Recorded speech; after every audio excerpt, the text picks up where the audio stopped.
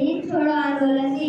भारतीय स्वातंत्र्य संग्राम समये गांधीजी द्वारा करावेला याद पर 8 ऑगस्ट 1942 ના દિને हिंद छोड़ो आंदोलनનો આરંભ થયો હતો। આ આંદોલન ભારત દેશના અંગ્રેજ શાસનની ગુલામીમાંથી તુરંત આઝાદ કરાવવા માટે અંગ્રેજ શાસન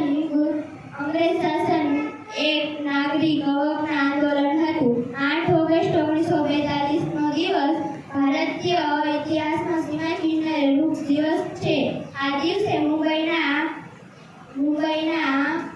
કોંગ્રેસના અધિવેશનમાં મહાત્મા ગાંધીએ જે ભાષણ આપ્યું તેમાં કરો યા મરોનો નારો આપ્યો। કોંગ્રેસે વિધિવત રીતે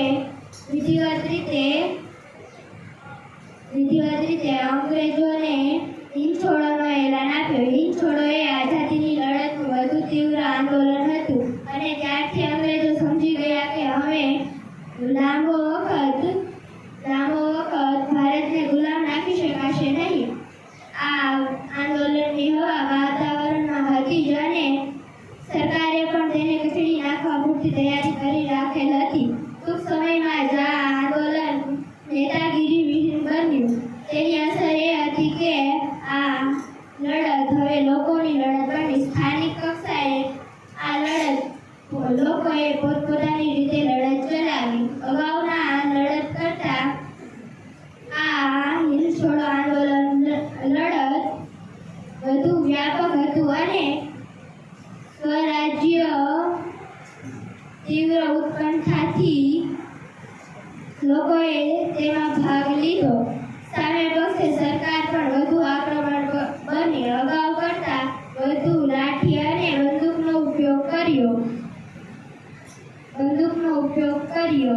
વધુ મોત થઈ અને ધરપકડો પણ વધુ થઈ। હજારો મોત થઈ અને લાખો ધરપકડ કરવા છતાં અંગ્રેજો અંતે જાણી ગયા કે હવે ભારતમાંથી ઉચાળા ભરવાનો સમય આવી ગયો છે। 8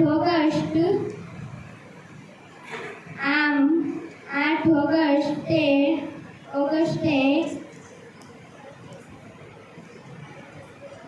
ભારતીય સંગ્રામનું મહત્વનું સીમાચિહ્ન છે અને ત્યારથી આંદોલન